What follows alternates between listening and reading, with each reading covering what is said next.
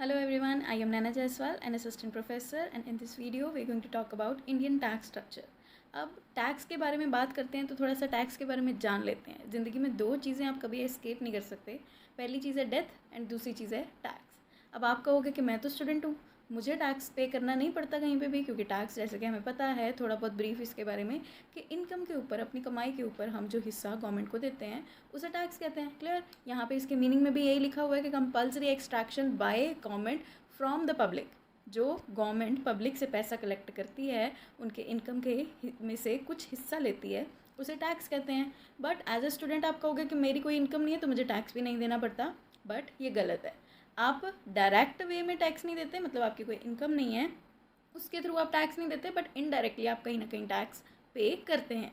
तो अगर आप फॉर एग्जांपल मोबाइल का रिचार्ज करवाते हैं तो मोबाइल के रिचार्ज पे आपको टैक्स देना पड़ता है। आप मूवी की टिकट खरीदते हैं तो उसके ऊपर आपको जीएसटी देना पड़ता है। आप रेस्टोरेंट में बिल पे करते हैं तो उसके ऊपर आपको जीएसटी देना पड़ता है। तो आप डायरेक्ट वे में नहीं बट इनडायरेक्ट वे में कहीं ना कहीं टैक्स पे कर रहे हैं। तो आप, बात वही आ गई कि आप टैक्स से बच नहीं सकते, कहीं ना कहीं पे हर एक पर्सन टैक्स पे कर ही रहा है। क्लियर? तो मीनिंग ऑफ टैक्स में मैंने कुछ यही पॉइंट्स आपके जॉट डाउन किए हैं जिससे आपको इसका कुछ ब्रीफ मिल जाए और पता चल जाए कि टैक्स बेसिकली है क्या। तो पहली चीज़ हमने जानी कि इनकम में से जो डिडक्ट किया जाता है डायरेक्ट वे में या इनडायरेक्ट वे में, उसे हम टैक्स कहते हैं। देन नेक्स्ट आता है कि ये टैक्स गवर्नमेंट लेती क्यों है और टैक्स लेना स्टार्ट कब हुआ। अब टैक्स कोई न्यू कंसेप्ट नहीं है, या हमने सुना है कि राजा महाराजाओं के टाइम से भी टैक्स का कंसेप्ट चलता आ रहा है लगान के नाम से, कि जो भी इनकम होती थी वहाँ के लोगों की, उसके राज्य के लोगों की, उससे वो कुछ ना कुछ टैक्स डिडक्ट कर ही लेता था।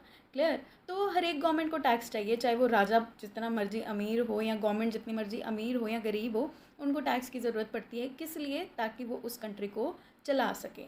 उस कंट्री की जो सोशल वेलफेयर की जितनी भी एक्टिविटीज़ हैं उनको कैरी ऑन करने के लिए कुछ ना कुछ एक्सपेंसेस होते हैं, और उन एक्सपेंसेस को बेयर करने के लिए गवर्नमेंट का एक बहुत बड़ा सोर्स ऑफ इनकम या सोर्स ऑफ रेवेन्यू आप टैक्स भी कह सकते हो। क्लियर?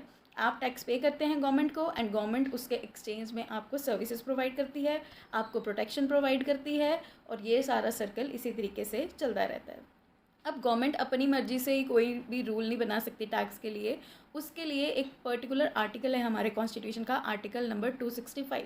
आर्टिकल नंबर 265 गवर्नमेंट को ये पावर देता है कि वो टैक्स चार्ज कर सकती है, बट टैक्स चार्ज करने के लिए उसे पहले प्रॉपर रूल बनाने पड़ेंगे, लॉज क्रिएट करने पड़ेंगे, एंड उन लॉज को आगे पास करवाना पड़ेगा।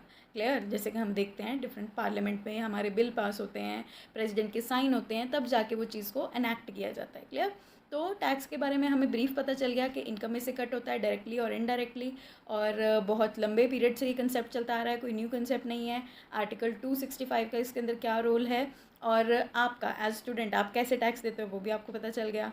तो अब चलते हैं कि ये टैक्स इवॉल्व कैसे हुआ, कैसे इसका कंसेप्ट इंडिया में पहुंचा।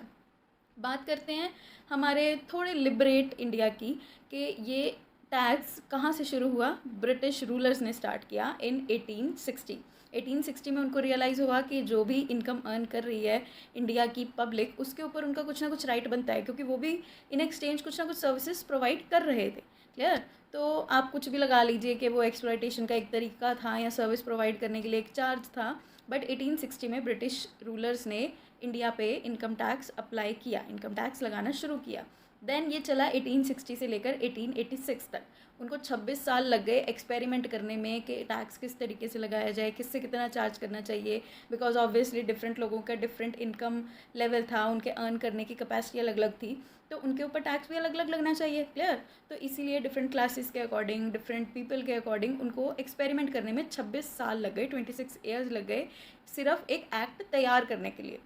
1886 में जाकर एक प्रॉपर फुल फ्लेजेड उन्होंने इनकम टैक्स एक्ट तैयार किया, बट ये इनकम टैक्स एक्ट भी ज़्यादा दिनों तक नहीं चला। 1922 में, जब ऑब्वियसली तब तक इंडिया थोड़ा बहुत मॉडर्नाइज्ड हो चुका था as compare to 1886। I am not saying कि कम्प्लीटली मॉडर्नाइज हो चुका था, बट इन कंपैरिजन टू 1886 कुछ ना कुछ चेंजेस आते हैं इकोनॉमी में, उसकी वजह से उनको एक new income tax act launch करना पड़ा जिसका नाम था इनकम टैक्स एक्ट 1922। अब ये एक्ट भी चला बट ज़्यादा टाइम तक नहीं चला, बिकॉज ऑब्वियसली आफ्टर इंडिपेंडेंस हमारी इंडियन गवर्नमेंट अलग रूल बनाना चाहती थी जिसमें लोगों की एक्सप्लॉयटेशन कम हो और उनको राइट्स थोड़े ज़्यादा मिले, उनको फ्रीडम थोड़ी ज़्यादा मिले। न्यू कंट्री है, लोगों के पास इनकम का सोर्स इतना ज़्यादा नहीं था, तो उस हिसाब से टैक्स के रूल्स भी चेंज करना ऑब्वियस था। तो उसके लिए 1961 में एक न्यू एक्ट पास किया जाता है इंडियन गवर्नमेंट के द्वारा, जिसके अंदर उन्होंने बेसिक कंसेप्ट्स ले डाउन किए कि इंडिया में टैक्स स्ट्रक्चर किस तरीके से चलेगा। अब वही इनकम टैक्स एक्ट 1961 इंडिया में कॉन्टीन्यूसली चल रहा है। उसी के अंडर हमने 1962 में इंडियन गवर्नमेंट ने कुछ अमेंडमेंट्स किए। एंड जैसे कि आपको पता है कि हर साल एनुअल बजट आता है, तो फाइनेंस के एक्ट्स चेंज होते रहते हैं। तो बेसिक हमारा जो स्ट्रक्चर है वो 1961 के एक्ट से ही चल रहा है, बट उसके अंदर जो चेंजेस हैं, अमेंडमेंट्स हैं, न्यू रूल्स हैं, वो चलते जाते हैं। क्लियर? तो ये हो गई कुछ हिस्ट्री, कुछ एवोल्यूशन के टैक्स किस तरीके से इंडिया के अंदर इवॉल्व हुआ। देन आते हैं, अब टैक्स के बारे में समझ लिया तो टाइप ऑफ टैक्सेस पे आते हैं। थोड़ा सा इसका ब्रीफ हम स्टार्टिंग में ही कर चुके हैं। दो तरीके के टैक्स होते हैं किसी भी गवर्नमेंट के पास चार्ज करने के लिए, direct taxes and indirect taxes. Direct tax वो है जो कि डायरेक्टली आपकी इनकम के ऊपर चार्ज होता है। आप कुछ इनकम अर्न कर रहे हैं किसी जॉब के थ्रू या बिजनेस के थ्रू या किसी भी सोर्स के थ्रू, उस पर गवर्नमेंट आपको कहती है कि इतना % आपको हमें टैक्स देना पड़ेगा। तो डायरेक्ट टैक्स को आइडेंटिफाई करने के लिए दो पॉइंट्स हमारे पास आते हैं। फर्स्ट है the point of incidence and the other one is point of payment. ऐसा टैक्स जहाँ पे पॉइंट ऑफ इंसिडेंस और पॉइंट ऑफ पेमेंट सेम है, वो है डायरेक्ट टैक्स। इसका मतलब क्या बना कि आप कमा रहे हैं टैक्स, आप इनकम कमा रहे हैं और आप ही आगे टैक्स पे कर रहे हैं। क्लियर? किसी भी बिजनेसमैन की एग्जांपल ले लेते हैं कि कोई बिजनेसमैन है, अपना बिजनेस रन कर रहा है, तो पॉइंट ऑफ इंसिडेंस कौन सा है? जहाँ पे टैक्स देना बनता है, जहाँ पे टैक्स एक्चुअली में अकर हुआ। क्लियर? तो उसकी जो बिज़नेस की इनकम है वो क्या बन गई? उसकी point of incidence. And point of payment क्या है? कि कहाँ पे टैक्स पे किया जा रहा है। तो अगर सेम पर्सन ही वो इनकम अर्न कर रहा है और सेम पर्सन ही उसे आगे पे कर रहा है, मतलब the point of incidence and the point of payment remain same, तो वो होता है डायरेक्ट टैक्स। तो अब आते हैं इनडायरेक्ट टैक्स पे। अब ये डायरेक्ट टैक्स से बिल्कुल उल्टा है। जो दो चीज़ों की हमने बात की, the point of payment and point of incidence, वो दोनों ही चीज़ें डायरेक्ट टैक्स के केस में सेम होती हैं, बट इनडायरेक्ट टैक्स के केस में अलग अलग होती हैं। इसको समझने के लिए एक छोटी सी एग्जांपल बताती हूँ मैं आपको। आप मूवी थिएटर में जाते हो मूवी देखने के लिए। अब जो गवर्नमेंट है वो मूवी थिएटर के ओनर को बोलेगी कि आप मुझे टैक्स दीजिए, बिकॉज उसका बिजनेस है, वो बिजनेस रन कर रहा है, तो उसको टैक्स देना पड़ेगा। क्लियर? तो पर वो मूवी थिएटर का जो ओनर है वो डायरेक्टली टैक्स नहीं पे करेगा। वो क्या करेगा? आपको मूवी की टिकट बेचेगा। उस टिकट के ऊपर मान लो आपकी 200 रुपीज़ की टिकट है और आप पे कर रहे हो उसके ऊपर 230 रुपीज़। तो जो ये 30 रुपीज़ आपने पे किए एक्स्ट्रा, ये क्या था? टैक्स। ठीक है, GST लग के आता है हमारे पास। तो ये जो 30 रुपीज़ आपने पे किए, ये आपने पे किए मूवी थिएटर के ओनर को, एंड वो ओनर जाके आगे पे करेगा गवर्नमेंट को। क्लियर? तो पॉइंट ऑफ इंसिडेंस क्या हुआ? मतलब टैक्स कहाँ पे लगा? आपके ऊपर। आपने आपको टैक्स पे करना पड़ा, बट गवर्नमेंट के पास कहाँ पहुँचा? मतलब पॉइंट ऑफ पेमेंट क्या बना? वो मूवी थिएटर के ओनर ने गवर्नमेंट को पे किया। ठीक है, तो ये एक 3 स्टेप्स का सर्कल बन गया कि आपसे चार्ज किया मूवी थिएटर के ओनर ने, आपने उसको पे किया, एंड देन आगे उसने गवर्नमेंट को पे किया। तो ये हो गया इनडायरेक्ट टैक्स, जहाँ पे point of incidence and point of payment अलग अलग है। क्लियर? तो इसकी जो बेस्ट एग्जांपल है इस टाइम वो GST है। उसके अलावा कस्टम ड्यूटीज़ और भी ड्यूटीज़ हैं जो अभी भी चल रही हैं इंडिया में, वो भी आगे हम अगले लेक्चर्स में अच्छे से डिटेल में स्टडी करेंगे। देन नेक्स्ट आता है टैक्स स्ट्रक्चर्स का। कोई भी कंट्री ने अगर कोई टैक्स स्ट्रक्चर फॉलो करना है तो वो किस तरीके के स्ट्रक्चर को फॉलो कर सकता है? 2 तरीके के स्ट्रक्चर होते हैं, the progressive one and regressive one. Progressive structure कहता है कि जैसे जैसे लोगों की इनकम इंक्रीज़ होती है वैसे ही उनका रेट ऑफ टैक्स भी इंक्रीज़ हो। क्लियर? कि जितना ज़्यादा कमा रहा है उसको उतना ही ज़्यादा टैक्स पे करना पड़े। ठीक है, जो कि वैलिड है। क्लियर? और इंडिया के अंदर यही प्रोग्रेसिव टैक्स स्ट्रक्चर फॉलो किया जाता है कि जो जितना ज़्यादा कमाएगा उसको इतना ज़्यादा टैक्स देना पड़ेगा। दूसरा आता है हमारे पास regressive tax structure. Regressive tax structure progressive tax structure से ऑपोजिट है। इसमें जितनी ज़्यादा आपकी इनकम होगी उतना ही कम आपको टैक्स देना पड़ेगा। टैक्स कम नहीं होगा, but rate of tax with the increase in income decrease होता जाएगा। तो उससे अल्टीमेटली क्या है कि जो जितना ज़्यादा कमा रहा है उसके ऊपर प्रेशर कम आ जाएगा। क्लियर? क्योंकि वो गवर्नमेंट को की इकोनॉमी इंप्रूव करने में कंट्रीब्यूट कर रहा है, तो टेक्निकली उसको टैक्स उतना ज़्यादा देना बनता भी नहीं है। क्लियर? तो US से जैसी डेवलप्ड कंट्रीज़ हैं वो रिग्रेसिव टैक्स स्ट्रक्चर फॉलो करती हैं, जबकि इंडिया जो है वो डेवलपिंग कंट्री है, वहाँ पर हमारा अभी प्रोग्रेसिव टैक्स स्ट्रक्चर्स ही फॉलो होते हैं। तो चलते हैं नेक्स्ट स्लाइड पे। नेक्स्ट स्लाइड हमारे पास है, अब इंडिया के टैक्स स्ट्रक्चर की हम बात करते हैं। 3 तरीके की हमारे कॉन्स्टिट्यूशन कहता है कि 3 तरीके की लिस्ट में हमने पूरी कंट्री के जितनी भी एक्टिविटीज़ हैं उनको डिवाइड कर रखा है। Clear? The first one is central list, the second one is state list and the third one is concurrent list. Clear? तो गवर्नमेंट को जितने भी काम करने होते हैं उन सबको हमने इन 3 चीज़ों में डिवाइड कर दिया। सेंट्रल लिस्ट के अंदर वो सारी चीज़ें आएंगी जिसके रिगार्डिंग सारे रूल्स सेंट्रल गवर्नमेंट बनाएगी। स्टेट लिस्ट में वो सारी चीज़ें आएंगी जिसके रिगार्डिंग सारे के सारे रूल्स स्टेट गवर्नमेंट बनाएगी, एंड देन कॉन्करेंट लिस्ट में वो सारी चीज़ें आ जाएंगी, वो सारी एक्टिविटीज़ टैक्सेस आ जाएंगे जिसके रिगार्डिंग रूल्स स्टेट गवर्नमेंट और सेंट्रल गवर्नमेंट मिलके भी बना सकती हैं, एक दूसरे के रूल्स को फॉलो भी कर सकती हैं। फॉर एग्जांपल स्टेट गवर्नमेंट ने रूल बना दिया कि टैक्स इस तरीके से लगना चाहिए, बट उसको कलेक्ट कर रही है स्टेट गवर्नमेंट। क्लियर? तो दोनों का जब कॉन्ट्रीब्यूशन होता है तो उसको हम कॉन्करेंट लिस्ट में उसको कैटेगराइज कर देते हैं। क्लियर? तो ओवरऑल जितनी भी चीज़ें हैं कंट्री की वो इन 3 चीज़ों के अंदर कैटेगराइज हो जाती हैं। अब इसके अंदर सिर्फ टैक्स नहीं आ जाता, इसके अंदर और भी बहुत सारी चीज़ें आ जाती हैं, लाइक हेल्थ केयर को एस्टैब्लिश करना, न्यू हॉस्पिटल्स बनवाने, रोड्स बनवानी, एजुकेशनल इंस्टीट्यूशंस बनाना, ये सब कुछ गवर्नमेंट की जिम्मेवारी है। तो ये सब कुछ भी इन तीनों चीज़ों के अंडर हम कैटेगराइज करते हैं। इस वीडियो में हम बात करने वाले हैं टैक्सेस की, तो हम देखते हैं कि ये टैक्सेस किस तरीके से कैटेगराइज किए जाते हैं इन तीनों लिस्टों में। क्लियर? तो फर्स्ट आती है हमारे पास सेंट्रल गवर्नमेंट क्या क्या चीज़ें हैंडल करती है उसकी वो सारी लिस्ट आती है। तो इसके लिए एक मैंने कंपैरिजन टेबल आपके लिए रेडी किया है जिसके अंदर आपको पता चल जाएगा, एक ब्रीफ आपको पता चल जाएगा कि कौन कौन से तरीके के टैक्स हैं और कौन सी गवर्नमेंट उनको हैंडल करती है। तो फर्स्ट लिस्ट है हमारे पास सेंट्रल लिस्ट के अंदर सबसे पहले इनकम टैक्स है। ऑब्वियसली डायरेक्ट टैक्स जितना भी होगा, इनकम टैक्स ही हमारा डायरेक्ट टैक्स होता है, तो जितना भी डायरेक्ट टैक्स होगा वो उसके रिगार्डिंग रूल्स भी सेंट्रल गवर्नमेंट बनाएगी और उसको कलेक्ट भी सेंट्रल गवर्नमेंट करेगी, except the income from agriculture. Clear? तो एग्रीकल्चर से जितनी भी इनकम होती है उसके ऊपर कोई टैक्स नहीं लगता, और अगर टैक्स लगता है तो वो कलेक्ट करने की रिस्पॉन्सिबिलिटी या उसका राइट लगा लो आप, स्टेट गवर्नमेंट के पास ही होता है। क्लियर?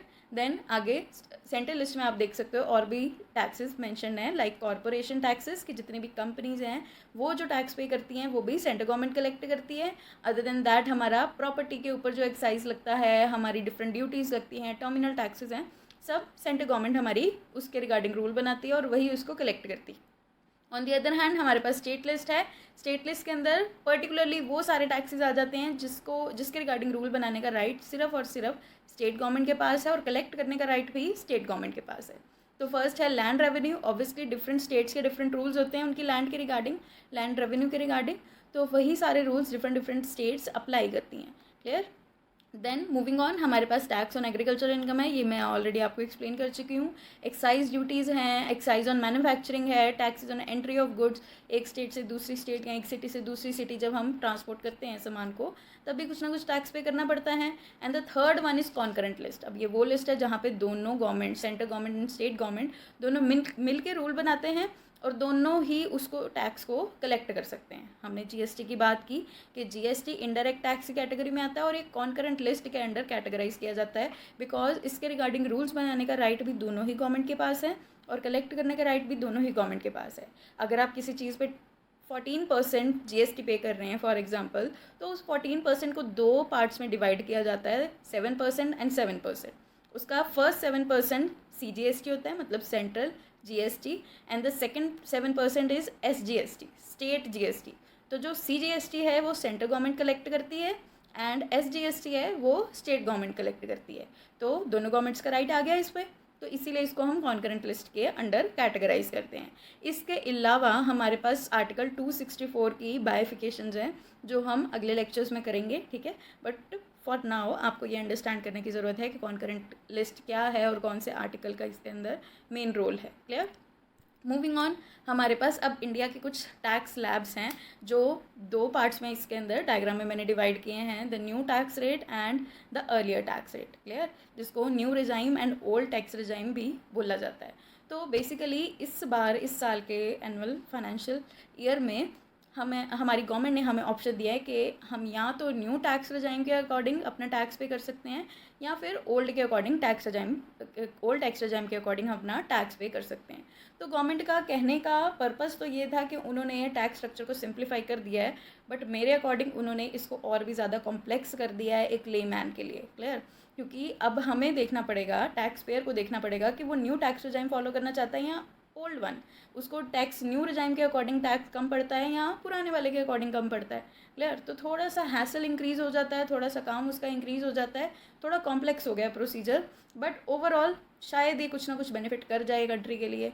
तो उसके अकॉर्डिंग स्लैब्स बने हुए हैं यहाँ पे 0 to 2.5 लाख। हमें पता है कि पहले भी एग्जाम्प्ट था, अभी भी एग्जाम्प्ट है। 2.5 लाख से 5 लाख तक के बीच में भी कोई चेंजेस नहीं है, 5%, एंड 5% चेंजेस शुरू होते हैं हमारे 5 लाख से 7.5 लाख से।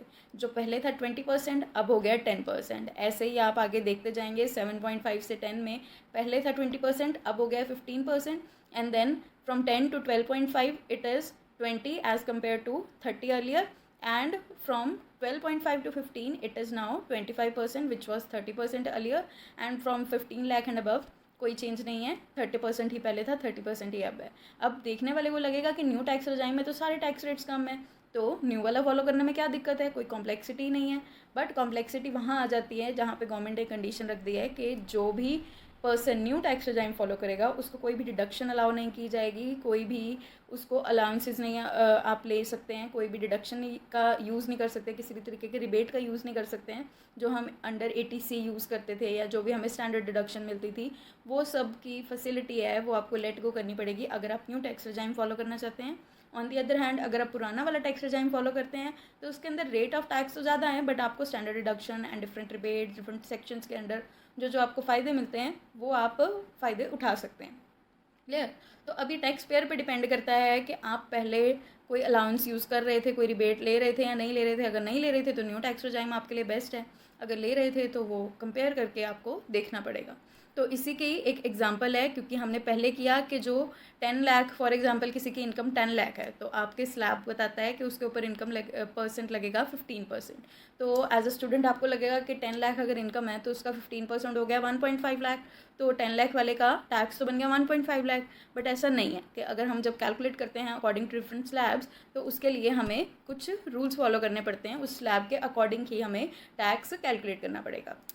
तो उसके लिए एक एग्जांपल स्ट्रक्चर करी है मैंने 4 पार्ट्स में कि फॉर एग्जांपल ए की इनकम 2.5 लाख है, तो 2.5 लाख हमें पता है कि अप टू 2.5 लाख हमारा टैक्स एग्जेम्प्ट है, तो ऑब्वियसली उसका जो टैक्स है वो भी नील हो गया। क्लियर? देन मूविंग ऑन, हमारा नेक्स्ट जो केस है केस बी, उसके अंदर उसकी इनकम है 5 लाख। तो 5 लाख के लिए हमने किया कि जिसकी इनकम 2.5 से 5 लाख तक की है उसके ऊपर उसको टैक्स पे करना पड़ रहा है 5%। क्लियर? तो उसके अकॉर्डिंग ही हमने ये 5% कैलकुलेट किया एंड नीचे सेस लगाया। अब ये चीज़ ध्यान रखने वाली कि जब भी हम टैक्स कैलकुलेट करते हैं तो उसके अंदर हमारे पास टैक्स की जितनी भी अमाउंट बनती है उसके ऊपर 4% आपको हेल्थ एंड एजुकेशन सेस देना पड़ता है, तो वही हम ऐड करके ये अमाउंट को कैलकुलेट करते हैं। मूविंग ऑन, नेक्स्ट केस है 7.5 लाख का। तो इसकी कैलकुलेशन किस तरीके से होगी कि फ्रॉम 0 to 2.5 लाख उसकी एग्जेम्प्ट कर दी जाएगी, मतलब 7.5 लाख में से आप 2.5 लाख तो डायरेक्टली माइनस कर दीजिए। क्लियर? तो उसके बाद जो रह जाता है उसको कैटेगराइज करके हम उस पर टैक्स लगाएंगे। For example from 2.5 to 5 lakh आपने टैक्स कैलकुलेट किया, then from 5 lakh to 7.5 lakh tax calculate किया, टोटल किया, सेस लगाया, एंड देन ये इनकम आपके पास ये रेट आया, अमाउंट आई। Clear? And then moving on 10 lakh, जिसके एग्जांपल मैं पहले ही दे रही थी कि 10 लाख की अगर आपकी इनकम है तो उस पर किस अकॉर्डिंग आप टैक्स कैलकुलेट करेंगे। अगेन ये चीज़ें सेम रहेंगी कि फर्स्ट केस में आपका नील हो गया, सेकंड केस में 12,500 आ गया, देन नेक्स्ट स्लैब के अकॉर्डिंग आपने टैक्स कैलकुलेट कर लिया, and then from 7.5 to 10 lakh आपका 15% वो आपने कैलकुलेट किया। क्लियर? तो मीनिंग आपको क्लियर हुआ कि ये डायरेक्टली हम कैलकुलेट नहीं करते हैं, हम स्लैब्स बनाए हैं तो स्लैब्स के अकॉर्डिंग ही चलेंगे, उस अकॉर्डिंग ही आपका टैक्स कैलकुलेट किया जाएगा। क्लियर?